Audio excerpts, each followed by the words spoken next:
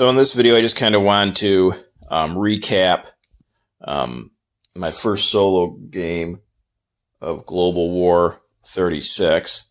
Thank you guys for watching. Probably get a new game started here pretty soon, maybe by the end of this coming week. But I just kind of wanted to recap what I thought was good about it. Definitely made my fair share of mistakes, and I again thank you guys for pointing those out to me. Definitely want to play the game as correctly as possible. Again, my biggest issue probably in playing this was that I continued to confuse Global War 39 rules with Global War 36 here. And then obviously when you're playing solo, you don't have someone right here, to catch, the mistakes as you first make them, bounce ideas off of each other, get a feel for how they might interpret the rules. Because there's definitely some stuff that's at least open to debate or a little bit unclear. So definitely suffered from that. Also, obviously there's a lot of new forms of combat in this in Global 36 compared to 39. A big step up in the rules. So there's some things that I really didn't do a whole lot of or even at all in Global 36 in this game, and that'll come in time. So, for instance, I didn't do a whole lot of convoy raiding until towards mid to late game. I didn't designate any ships for like escort duty. Even aircraft on maritime air patrol, didn't do a whole lot of that. Didn't really take advantage of the strategic rail movements that are available to each nation. Didn't do a whole lot in terms of putting down militia. So there's a few different things that I didn't. Now, strategic bombing isn't new to this game, but didn't do any of that. But if you guys have watched any of my Global 39 games, videos, I didn't do a whole lot of strategic bombing there either. I'm not...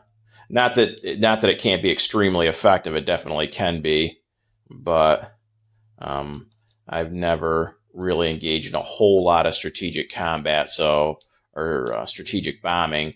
So that continued into this game. So there was definitely some stuff that is new and unique to 36 that I really haven't got into. Didn't really try to align at all any of the South American countries for either side. So definitely stuff to improve on and do differently in the next go around, because this game is fairly complex and obviously a lot of fun, but I think to really get the full experience of the game, you need to incorporate as much of what's new to 36 compared to previous games as you can. It just takes some time, like I said, continued playthroughs, plus hopefully get some guys over here to play the game. Again, if you've watched any of my Global 39 videos, there's a group of about 3 or 4 of us that get together and play 39. So maybe I play a couple more solo games here of 36 to kind of get that down a little bit more. And then we can all get together and actually divide up the countries and see how a full-on Global 36 war would go. So the Axis obviously won. They came away with 14 victory points. The Allies were in second place with 6, and the Comintern in last place with 4. So start with Germany. They were the strongest power throughout the game, really from the start. My thinking with Germany was I wanted to take advantage of their lightning war special ability, and I wanted to take as much of Europe as I could once I did on the turn that I did unleash lightning war. Much like in Global 39, but this Global 36 presents much more of a challenge because in Global 39, obviously, you're 3 years down the road. So Germany in 39 has huge forces massed along the border with France and Poland. And when I played Germany in Global 39 on the very first turn, unless the die rolls are really going against me, I've taken out France, Poland, Norway, Denmark, Belgium, usually not both Greece and Yugoslavia, but usually Yugoslavia. So Germany, gets a big head start right away. In this game, it's more challenging because starting the war 3 years, or at least starting the game 3 years prior to 39, Germany's obviously not as strong. They don't have as many units on the board. They got to kind of build things up. But at the same time that they're building up, obviously, their opponents or future opponents are also building up as well. Whereas in 39, everything is set to go. Germany goes first. There's no way the Allies can respond to what Germany's doing on turn one. So it's definitely more of a challenge for Germany. But my thinking was, when I did go to war, I wanted to be able to take out both France and Poland. They were the main adversaries. I wanted to get them out on the first turn. Now, by doing that, it caused me to have to spend most of my income leading up to the war on ground units and air units dedicated, obviously, in Europe. So the Navy suffered as a result. I didn't really have much of a U-boat fleet going on once war did come around, but it put me in a position with even with the Allies obviously being able to see what I was doing in terms of building up on the border with France and on the border with Poland. There wasn't a whole lot they could do. Now, Germany was left kind of bare when after the lightning war turn, they lost a lot of units. But they succeeded in taking out France. They took out Poland. They took out Belgium and the Netherlands. They took out Denmark. I believe they might have taken out Yugoslavia, or maybe that was a turn later. But they had accomplished everything they had wanted to in Europe. And even though that left them really weakened, they didn't have a whole lot of units left on the board. It didn't matter because the Allies, which at that point was just Great Britain, there was nothing they could do to take advantage of the momentary German weakness. Obviously, Russia was still not in the conflict, neither was the United States, so it was really just Britain alone, at least on the European side of the map. So because of that, Germany's weak position wasn't able to be taken advantage of by the British. They didn't really have the ability to land back in Europe. So that in turn gave Germany a bunch of turns to build their forces back up. So it wasn't really a negative going after all those objectives on the one lightning war turn, because the British, couldn't deal any kind of serious blow to Germany with the depleted forces they had left in Europe. So even if Germany is going to be severely weakened from going after all those objectives on the lightning war turn, unless the British have in the meantime built up significant, like maybe naval transport and ground units to get back into Europe right away, I don't think Germany's going to really suffer too much. And then they're going to have eliminated pretty much all their enemies on continental Europe.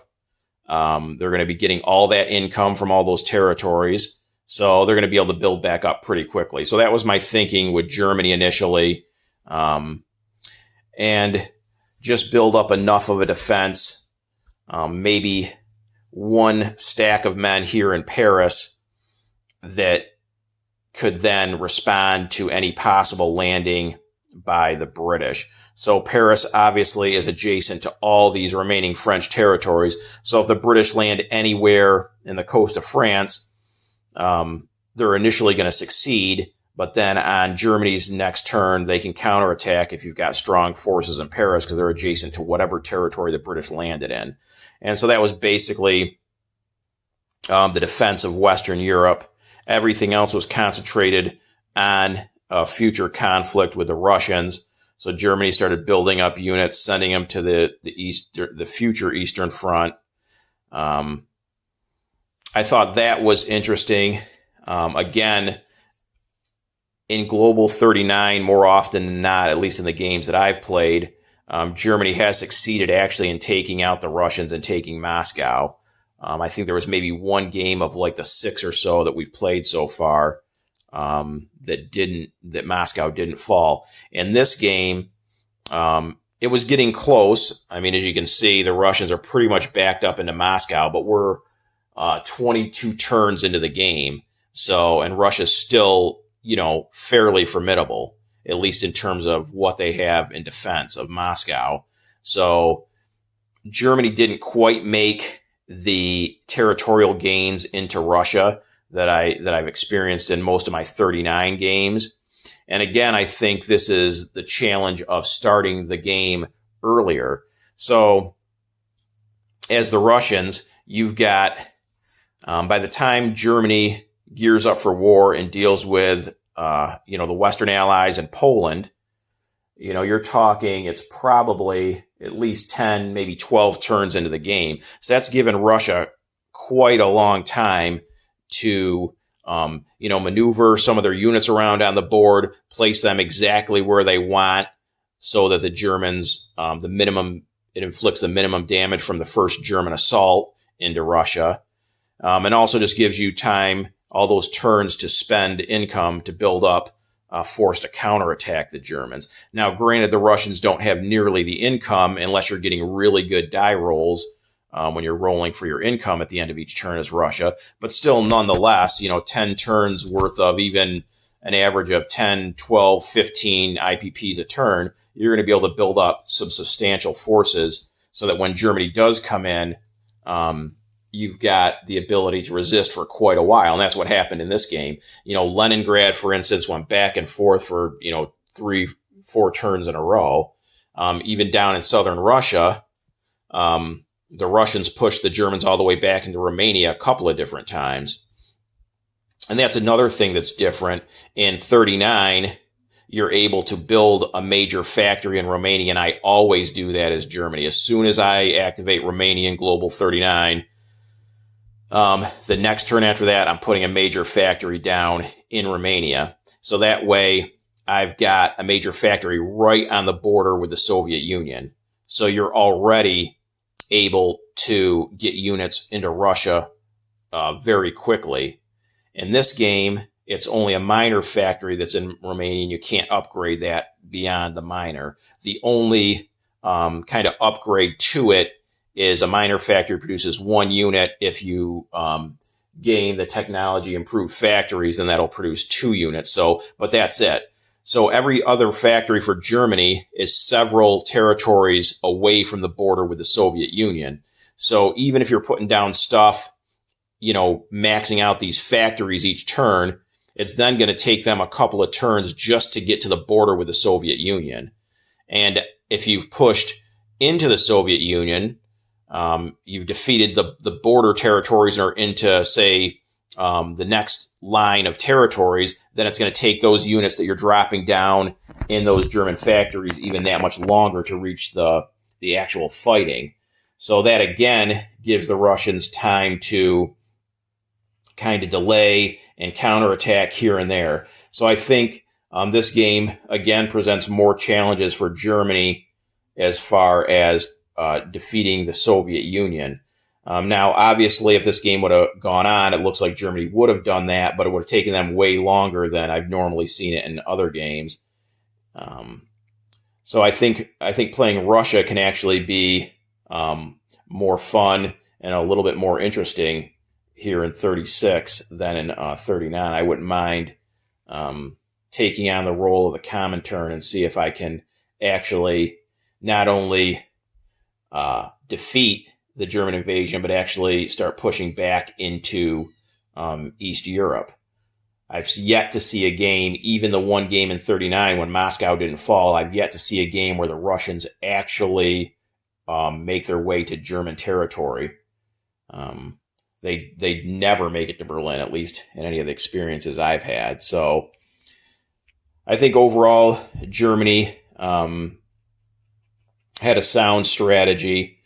Once the Western Allies didn't really give any assistance to Russia by landing in Western Europe back in France, it allowed Germany to pretty much completely concentrate on Russia for the most part.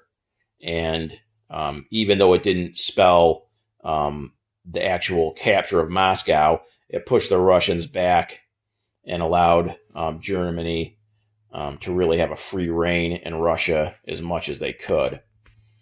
As far as the Italian in the Axis alliance, again, I thought Italy, Italy isn't obligated to go to war, so they didn't have to enter the conflict when they did. Now, if I remember correctly, I think they did actually enter the war on the same turn that Germany did their Lightning War special ability.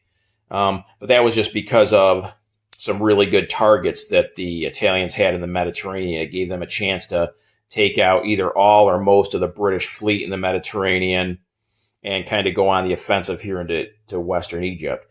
So with Italy, obviously, they have a very low income. I think they start out with 10 IPPs. So they're never going to be any kind of economic juggernaut. And that obviously limits, what you can do as far as what you can buy. So expensive units really, I suppose you could save up a couple of turns for some of the more expensive stuff like a fleet carrier or a battleship, things like that. But I'm not sure it's really worth it.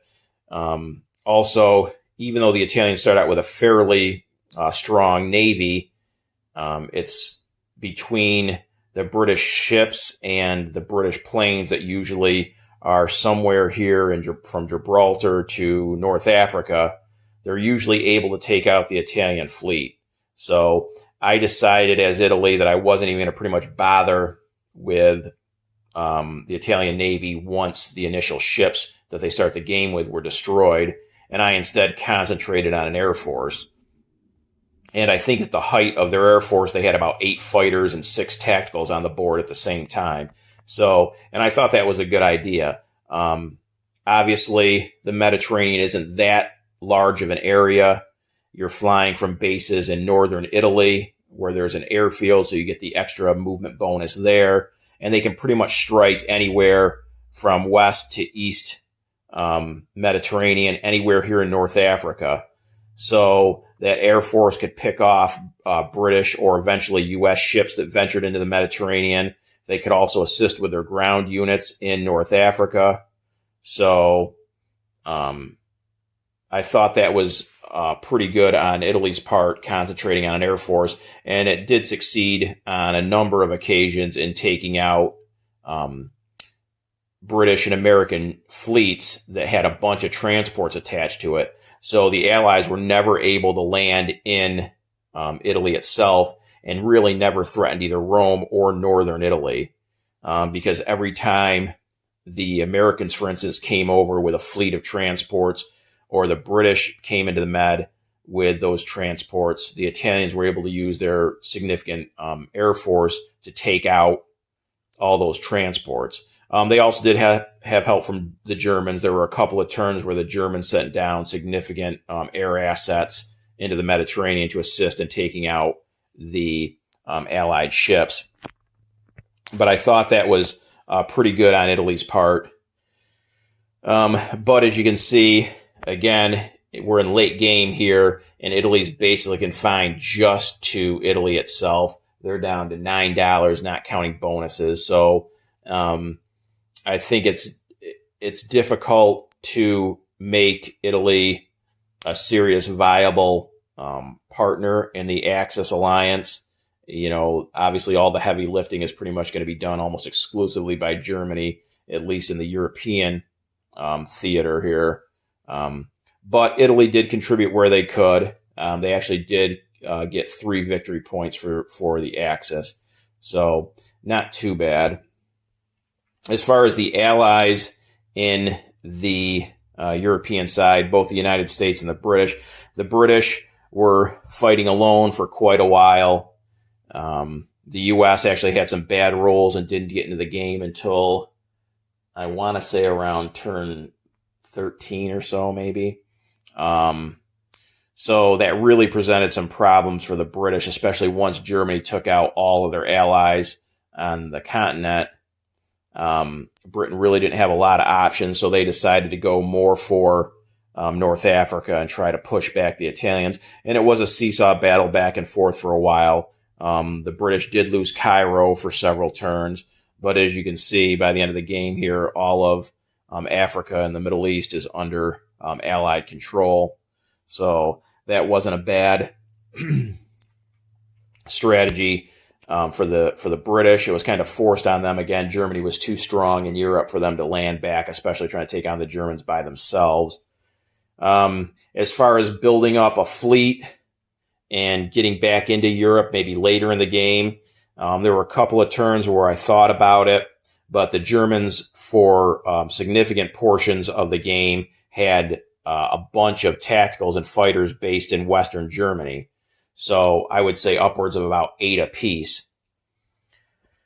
And the British didn't have a whole lot of money they were making each turn. So best case scenario, they would have been able to drop down about 4 destroyers, maybe 5 destroyers a turn, and then the following turn maybe drop down the transports, because they would have needed the destroyers to protect the transports. So you're not going to buy the transports first and have the German Air Force just come over and completely wipe them out with no defense at all. Now, the British did have some fighters in London, so they could have scrambled 3 of those fighters, but that wouldn't have stood up to the German Air Force that was in West Germany.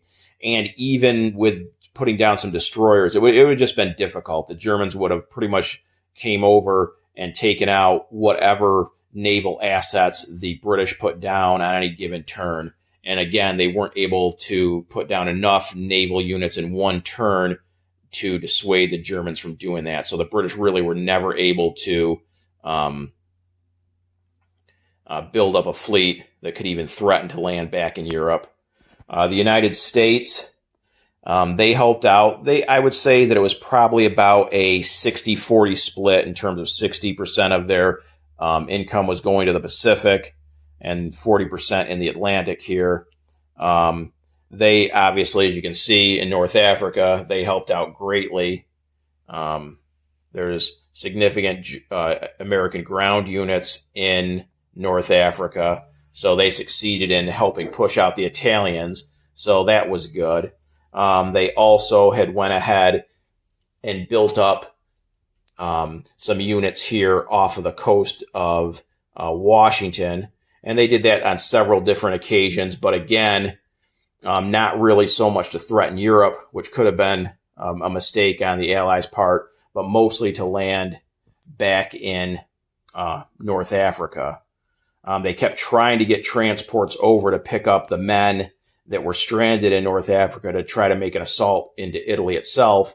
But again, every time the Allies came over with transports, even when they were defended by some decent destroyer and surface ship escorts between the Italian Air Force and the German Air Force they sent to the Med, they were able to take out those Allied ships before they could actually mount an assault into Italy. So that's how things pretty much went in Europe. Spain obviously went Republican, so the Germans were able to, and the Italians were able to get that bonus. South America stayed neutral the whole game, didn't try any influences, any alignments for either the Americans or the Germans with Buenos Aires, so that pretty much stayed neutral. Over in the Pacific, again, bring things back to the fact that you're starting this game 3 years earlier than, Global 39. And I think that makes things more difficult for Japan. So, I know it sounds kind of funny to say the Axis won this war, but I actually think this game across the board is more challenging for the Axis. They're obviously not as strong, although no nation is as strong in 36 as they are in 39. But in 39, not only do the Axis have significantly more military units on the board, but they're in a position to strike right away and deal, crippling blows right from turn one. Whereas in this game, you got to kind of build things up. So Japan's Navy to start this game isn't that strong. And really, almost anything they do triggers the U.S. income to increase, whether that's declaring war, even in China, let alone on the Far East Command or ANZAC. Even things like putting down capital ships, even just on the production chart, like a carrier or a battleship, is going to increase the U.S. income. So you got to be careful as Japan that you don't want to give the U.S. too much extra money too soon. As it is, the U.S. is going to be making way more money than you once they enter the conflict as it is. So you don't want to give them even more of a head start. So, and again, if you look at the map here, obviously it's Japan basically by themselves. Now, maybe the Comintern and the Allies are in a dispute and they're fighting things out maybe. So that can distract some of your potential enemies from you. But you have no help really whatsoever from the Italians or the Germans over here in the Pacific. Not only do the Germans and Italians have their hands full, but obviously they're, half a world away. So you're not going to really get any Axis help from your partners. So you're by yourself, and you potentially have all kinds of enemies. You got the Far East Command. You've got ANZAC. You've got China, whether that goes CCP or KMT. You potentially even have the Russians, and obviously your biggest adversary is going to be the United States. So you could be in a position like in this game where Japan doesn't take out any of these countries, and then they're faced with, by the end of the war here, they're being ganged up and being assaulted and attacked from every side, every angle here. And that's what happened in this game. For a while, Japan, again, through the early to mid-game, was fairly strong. They had all the Money Islands down here under control. They had British Malaya. They had most of Southeast Asia. They had some decent territories in China itself. They had several fleets built up.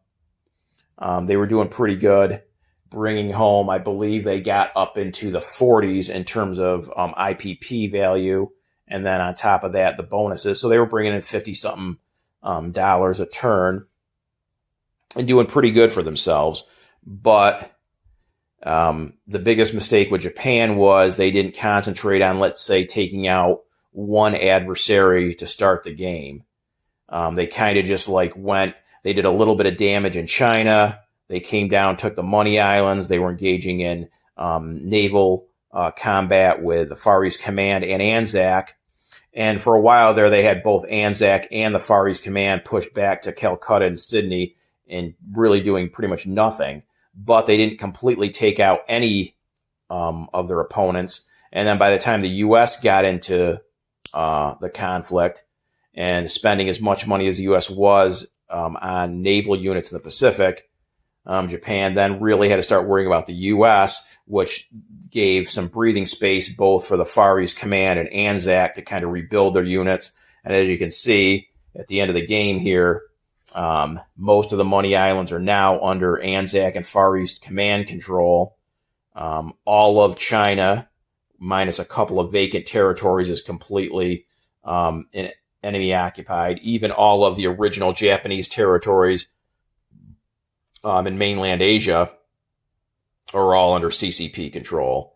So, and the Russians and the Japanese never even went to war here in the Far East. I mean, if they would have, that would even be that one more headache for the Japanese. So I think as the Japanese in future games, And again, I think Japan on the Pacific side is the most interesting country to play. I think it'd be the most challenging and just the most interesting to play because you've got so many different options and you've got so many different potential opponents. Do you go heavy into China? Do you go down here into the Money Islands and try to take those and deal with the Far East Command and Anzac? Do you build up almost all naval units for the eventual clash with the Americans? So a lot of different things going on as the Japanese. So I think they would be really interesting to play. But their biggest mistake was, again, not concentrating on any one opponent to start the game and try to take them out so that once the U.S. enters the conflict, at least they've taken out one or two of their opponents and they can devote more of their attention just strictly to the United States. So that was the big Japanese mistake. As far as China goes, I think the CCP, based on where they started the game, might have had the most success. They're up to, I believe, $18. They got, I believe, 4 victory points for the Comintern. And other than a couple of territories that are vacant, which they would have taken back here on this next turn, they own all of China. They're even down into Southeast Asia. So the CCP definitely had a good game. And with them, it's just like, it depends on how your rolls go. So if you start out and your influence rolls on a warlord go your way, which obviously when you first start, you need a 1 or a 2, I think, to influence the warlord to join you. So it's difficult to get that first warlord to join you, but once you do, it's a cumulative effect. So then the next turn, you have an extra 1 or 2 on your die roll to influence the next warlord and so on. So once the CCP gets rolling,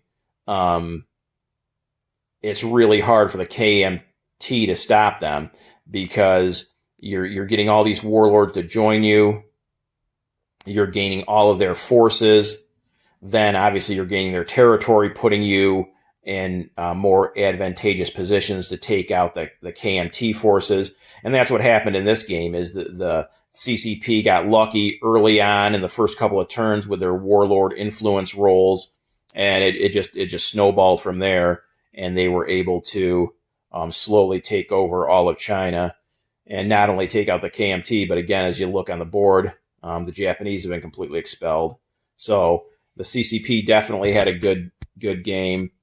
As far as Anzac and the Far East Command, I think they had a pretty good strategy. There's no way you're going to go toe-to-toe with the Japanese as either Anzac or the Far East Command. Japan just has too many units and too much economic power for you to take on head-to-head. So they kind of retreated. They would just save their money entirely.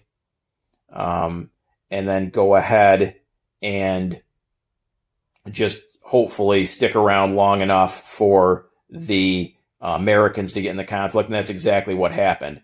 They were pushed back to their home countries for most of the early and mid-game.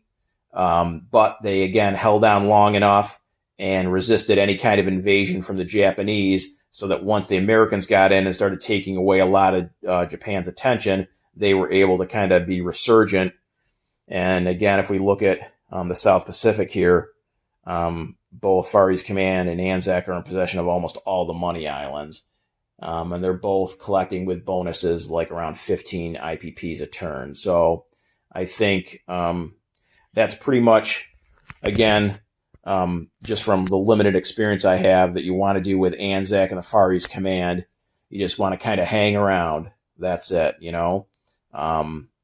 save up, kind of husband your forces, so to speak, and just wait on the arrival of the Americans. And then hopefully you're in a position to, down the road later in the war, even if it's just little bites here and there, get back at the Japanese and eat away at their economy little by little.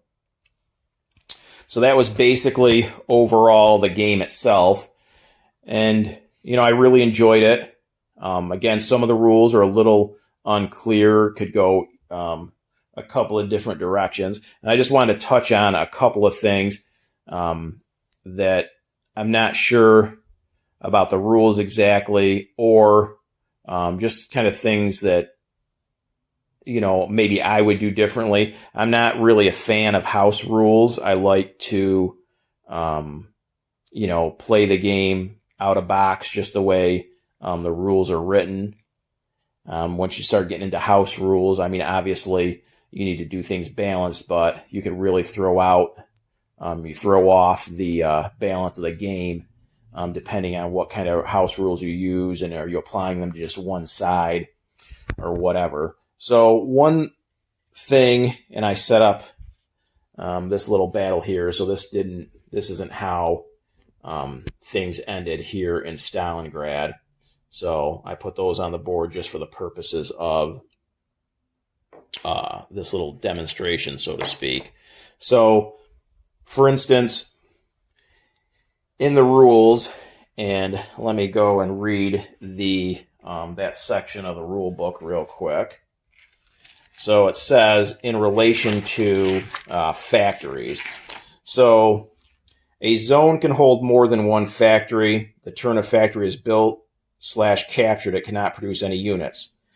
The turn a factory is upgraded to its production is limited to the old quantity. If captured, this is the important part, if captured, major and medium factories operate as a minor factory, but revert to original level after liberation.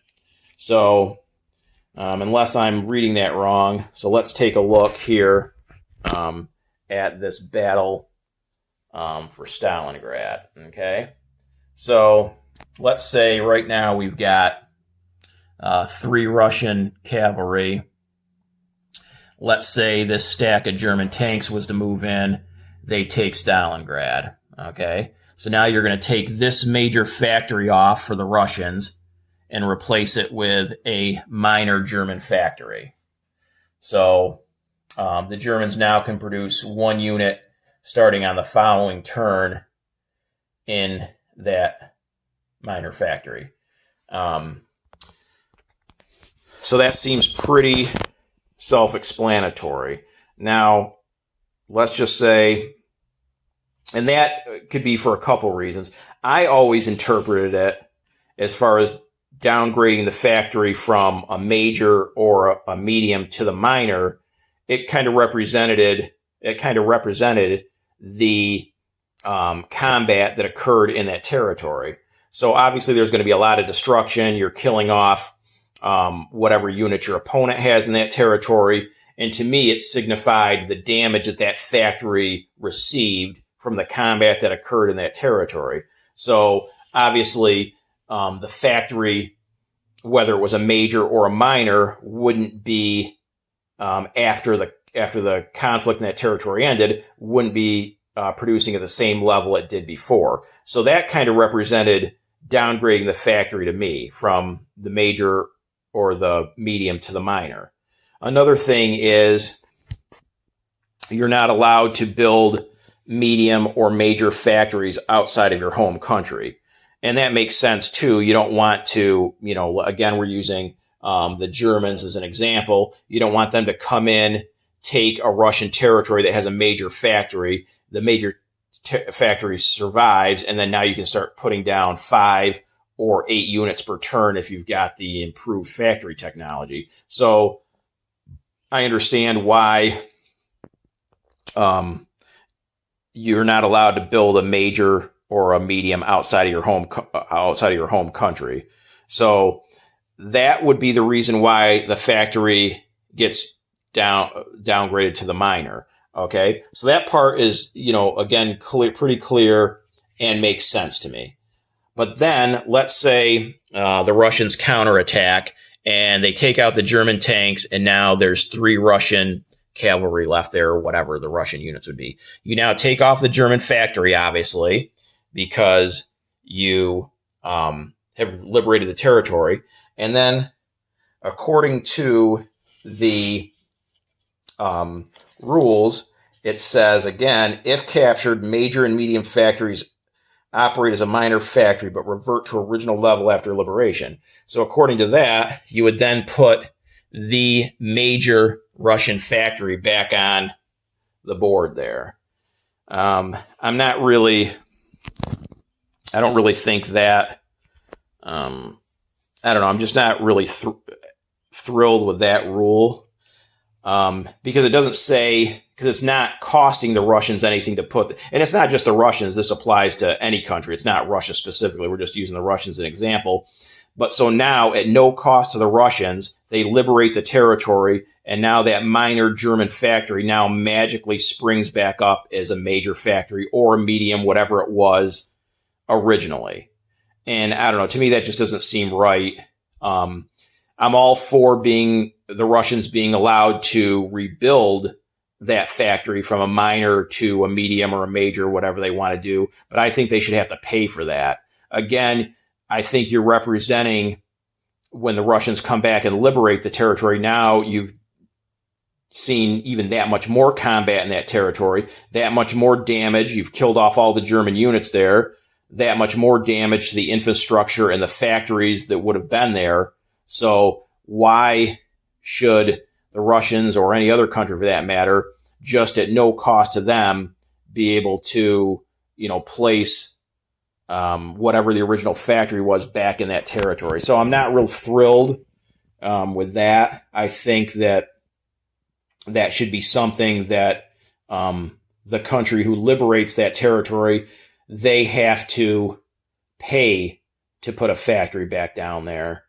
Whether, again, it's a medium or a major, that's entirely up to them. But I don't think they should just, as a freebie, get to put the original factory back down there. First of all, I just don't think it's realistic that, again, without, any cost at all to that country, again, the factory just magically reappears. So I don't really think that makes a lot of sense. But then also, it kind of punishes the opponent who's the aggressor, who came in and took this territory. So obviously, let's say as Germany, you're coming in and you're not going to be able to, you're going to take Stalingrad, but let's say the Russians have a bunch of units around the territory bordering Stalingrad. So that even though you're going to take Stalingrad on your portion of the turn, the Russians are going to counterattack and push you right out. You're going to lose Stalingrad. But maybe your goal is to take out this major factory. You want to destroy the Russians' production capabilities in Stalingrad. So under this rule, that doesn't matter, because you take it, you knock it down to a minor while you occupy it, but then the Russians come back, take it the very next turn, and now, again, at no cost to them, that minor now reverts back to a major. So you've accomplished really nothing except for destroy your own forces. Whereas if the Russians have to pay to build that factory back up, then even though you're going to lose your forces and lose Stalingrad after a turn, maybe your goal again was to take out that factory, and now the Russians have to spend money to rebuild it. So I'm kind of on the fence with that rule. Again, I don't like to implement house rules, but I'm kind of thinking maybe for the next game that if you recapture a territory that held a medium or a major factory, you're not just going to simply get that factory free of charge back on that territory, that you're going to have to pay to have it placed down. So just kicking that around. Let me know what you guys think. Do you think it's a good rule that the recaptured territory is able to put the original factory back there, or do you think that power should have to pay to put it back down? And that came into play a lot in Leningrad, and that was a reason why Germany actually went for Leningrad as opposed to landing in Britain when they had all those transports, is because I wanted to take out the major factory in Leningrad, but then someone pointed out to me in the comments that the factories revert back to their original form. I had missed that originally. So then, it was basically a waste. The Germans lost all but like one man going in there. The Russians took it back the very next turn. And then again, magically, the major factory popped back up. So again, thinking about maybe tweaking that rule for my next game. Another thing is with the airborne units, and I don't know if there's really much you can do different with this. And I don't have a huge problem with it. It's just that it's, again, I think somewhat unrealistic. So, for instance, the Germans here based in Romania, I had gotten a couple of Fallschirmjäger, I had a couple of air transports, and here in Transcaucasia was empty. So the Germans obviously drop a couple of Fallschirmjäger in Transcaucasia, and once the Germans have that, Turkey aligns with Germany. That's the only precondition for Turkey joining the Axis, is the Germans taking Transcaucasia. So it's a pretty big deal to get Turkey to align with Germany.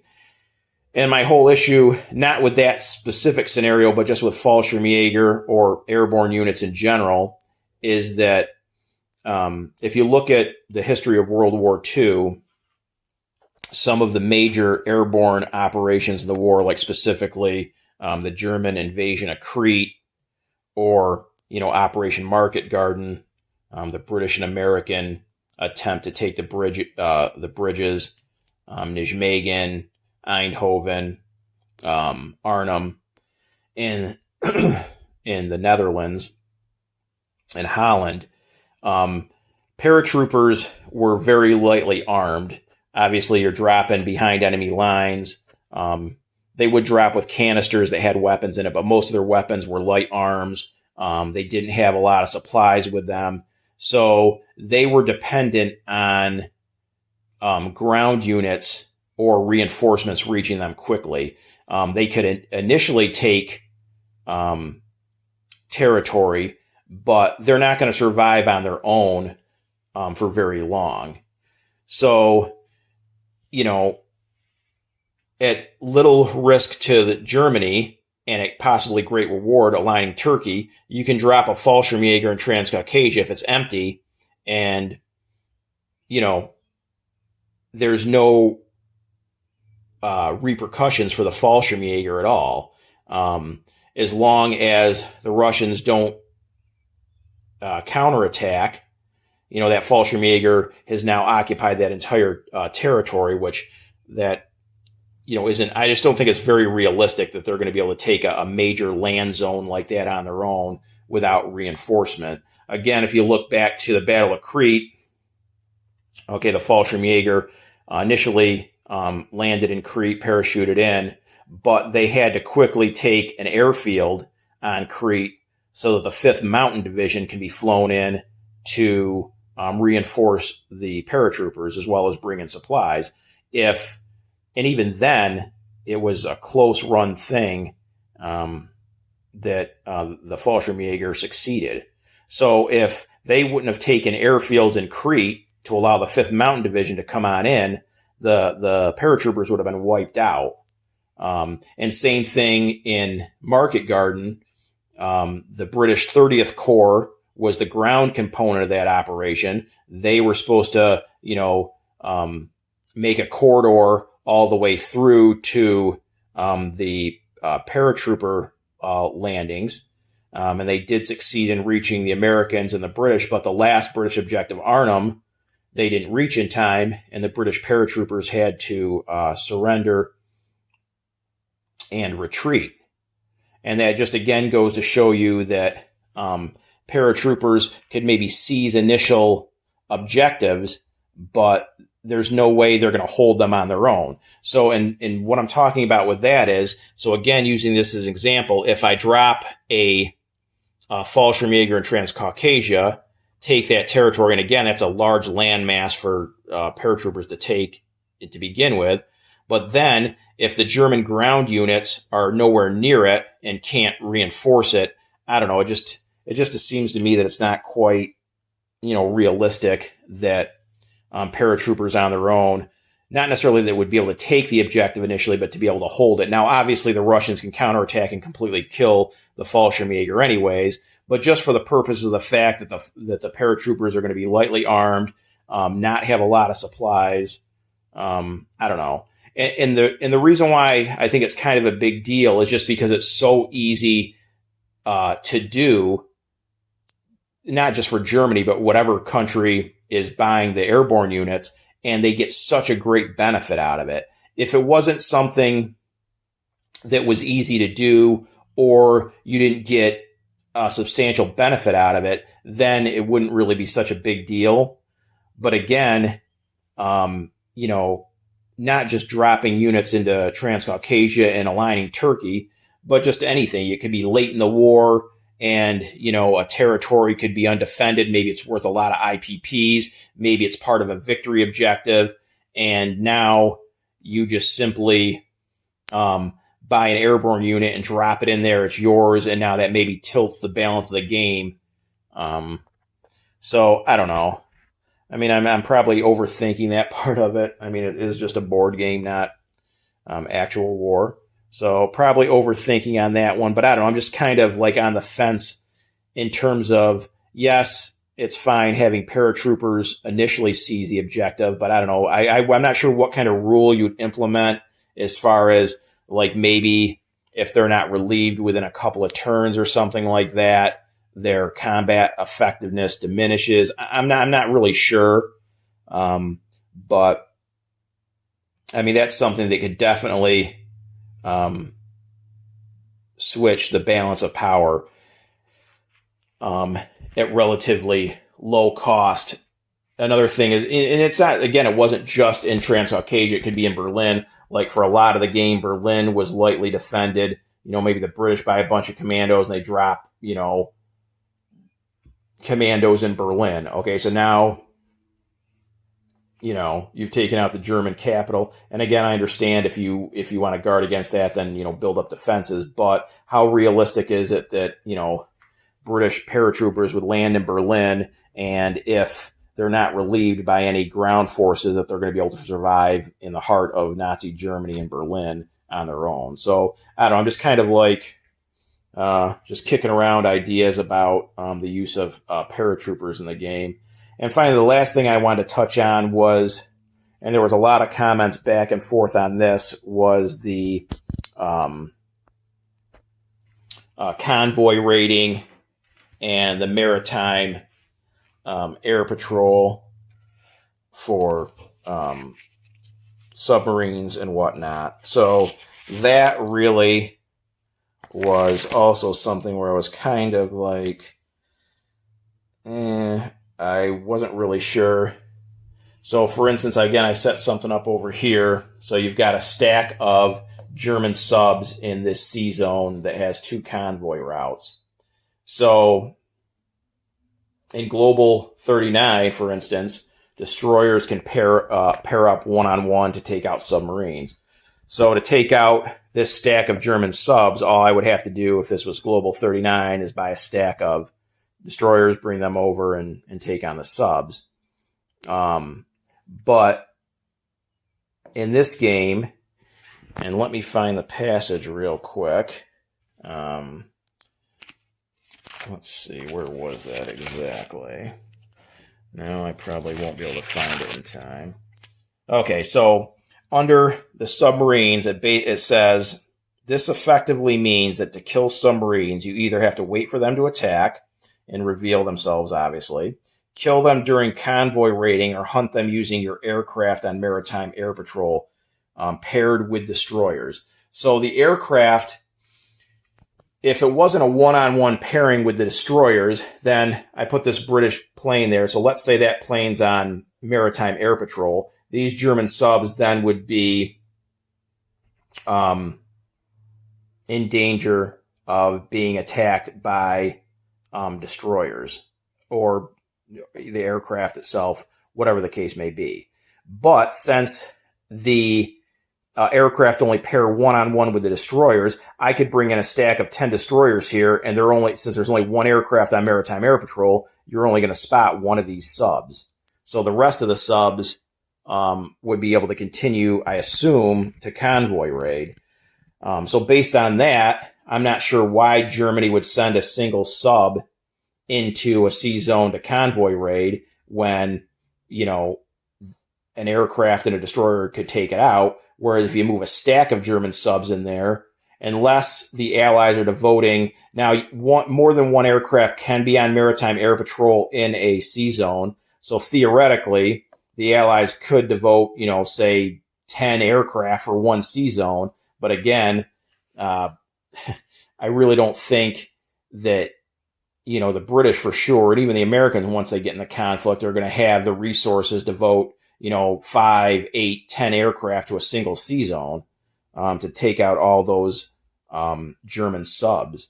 So I'm not sure how, you dissuade the Germans from just building, a bunch of subs and stack them, maybe put them in a couple of stacks and just sit them in a convoy zone.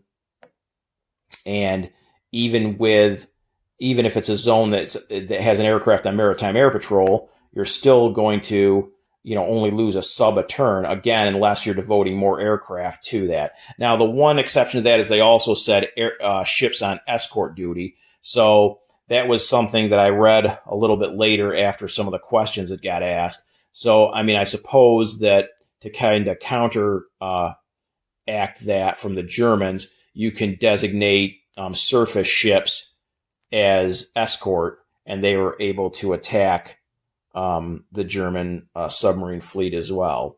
So that could kind of be an answer. Another thing is, obviously, and I didn't really go after this technology earlier in the conflict as the Allies, and I probably should have, is the advanced submarine warfare, because that allows you to attack subs that are on convoy raiding duties when you have researched and acquired that technology. So again, that could be another answer to Germany just simply stacking a bunch of subs in a sea zone. So you really still don't have the answers entirely to the whole convoy raiding thing.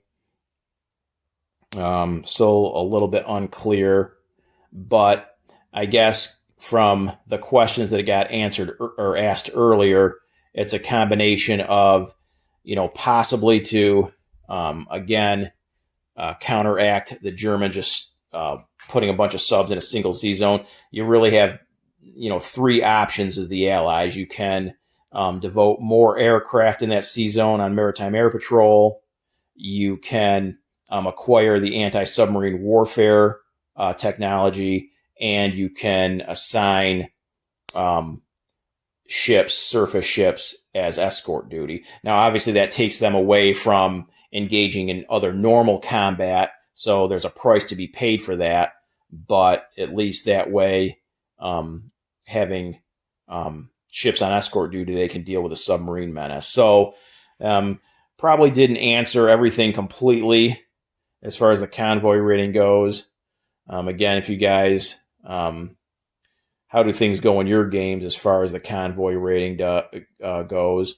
How do you deal with the German subs? Do you guys kind of spread subs out into different sea zones, or do you kind of stack everything up and try to take off as much money in that one sea zone as you can? But that's basically the recap of my first solo game here. Glad you guys enjoyed it. Appreciate all the comments. And hopefully we'll start getting some videos up of game number 2 here at the end of the week. Take care.